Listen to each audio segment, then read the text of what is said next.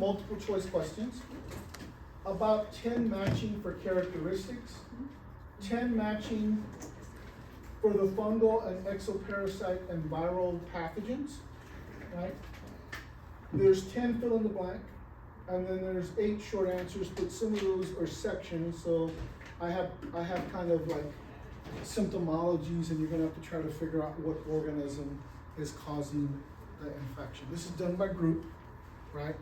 So strategically, you should try to figure out how you're going to amass all of this so that you are as effective as possible helping each other.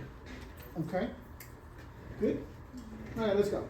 So, what's responsible for protecting the nucleic acids of viruses? You can record this, take pictures, whatever.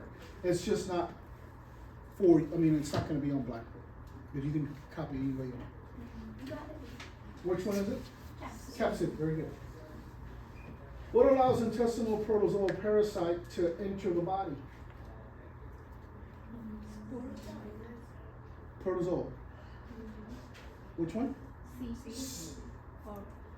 It's E, the cyst. Cyst. Likened to the symbiotic relationship between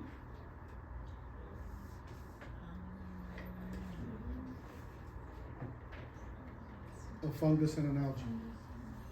Uh-oh, I'm a little concerned already. Y'all aren't answering anything. Here you go. Which of the following is associated with scabies? It's a fair question because I told you that I would not ask genus or species about protozoal and metazoal parasites, but the fungi, the viruses, and the exoparasites are fair game. This is an exoparasite. Which one is it, JT?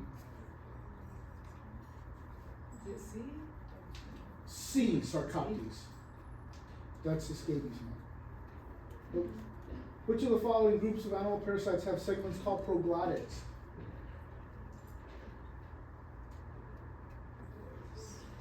Very weird.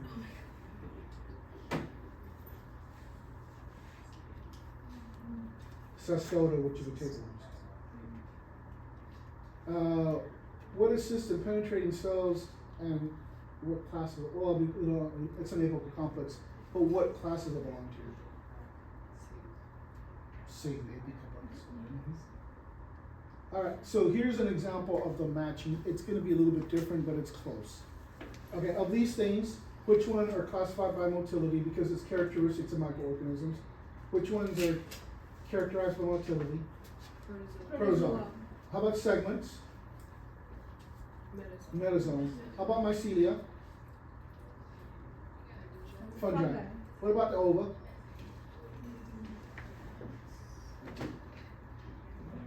What about the ova? Okay. Metazoan. What about naked or enveloped or virus? What about asexual spore formation? The fungi. What about number of legs? Exoparasites. Type of nucleic acid? Virus. Pigment stored? Dinoflagellates. And type of cell wall?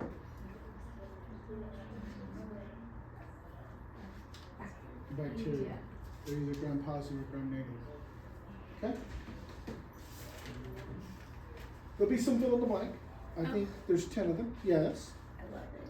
Fill in the blank? You don't like fill in the blank? Here's some examples of things you might see. Something, is the stage of development of protozoal life cycle that enters the body typically through the fecal oral route. What is it? Cyst. Protozoa. Something are the group of metazoans that are considered true worms. The nematoda. Something is an organism known to carry Lyme disease in their saliva. A tick. Good. There'll be 10 of those that are worth a point each. All right, now I got all crazy. I started to write little scenarios, and now you have to tell me which infectious agent it is. All right, so just check it out. Here it goes. A patient is hospitalized with a serious lower respiratory tract infection. When PCR testing is conducted, the infected cells test reveals segments of DNA common with raccoon, dog, and bat. The patient also tested positive for the viral pathogen. Okay. Why is this gonna be hard? And here we go. Here's another one. The patient is a construction worker who has been deployed to Florida coastal town to help salvage homes that have severe water damage associated with a recent hurricane. When the patient reports to work, many of the houses he works at have this black growth on the sheetrock of the houses. A week later, the patient is admitted to a hospital with a lower respiratory tract infection. The patient appears to have signs of amnesia, forgetfulness, as he cannot remember the date nor his permanent address. Microscopic examination reveals hypoelements, and the spores are consistent with black growth on the sheetrock. What is the organism? Which one? You can't just say mold. You can't say black mold. I want the genus. Oh.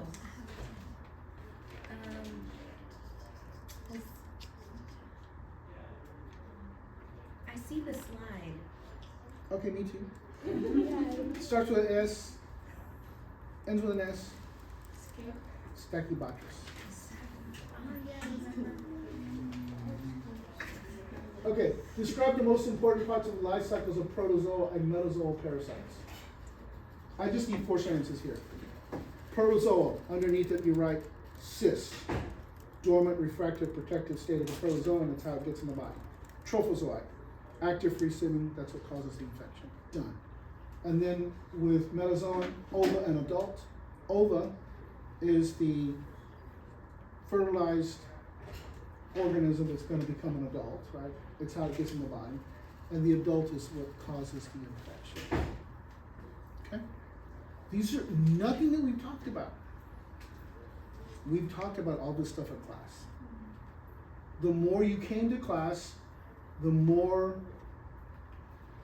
of value you will bring to your cohort. If you miss a lot of days, you're lost. Okay? Briefly explain the purpose of the lytic versus the lysogenic cycles of a bacteriophage. Lytic means what, Harlow? Replication. The lytic is a replication cycle of viruses. And the lysogenic is what? Stays in the body. The dormant state. But the prophage goes into all the cells that are made from that cell that got infected. And then at some point, when you get stressed out, it starts growing. And this is a bacteriophage, unless it would be herpes, chickenpox, or something like that. Differentiate 3 species of mosquito in Texas by morphological trait and infections transmitted. Go. Anopheles mosquito. Anopheles, give me a characteristic. Big. It's big and rotund. Okay, now what infection does it spread? Malaria. Good, perfect. Next, what's next? Aedes. And give me a morphological characteristic of Aedes. White stripe on its legs, very aggressive, right? And give me an infection that spreads.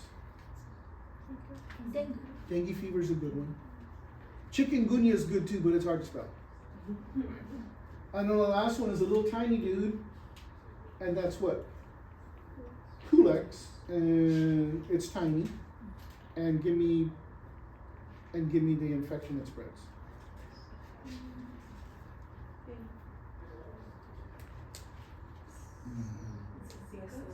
West Nile. Okay, here they are. Good. What's this? What's this? Did you watch it? If you watched it, good for you. There's an extra credit question about it. If you haven't watched it, you should just forget about it. It takes a long time to watch it, and there's a lot of complexity to it. If you have watched it, you'll have a good chance of getting some extra points. If you didn't watch it, I would, because I can tell you're not ready, I would spend my time getting ready for the exam. Can you turn off the camera?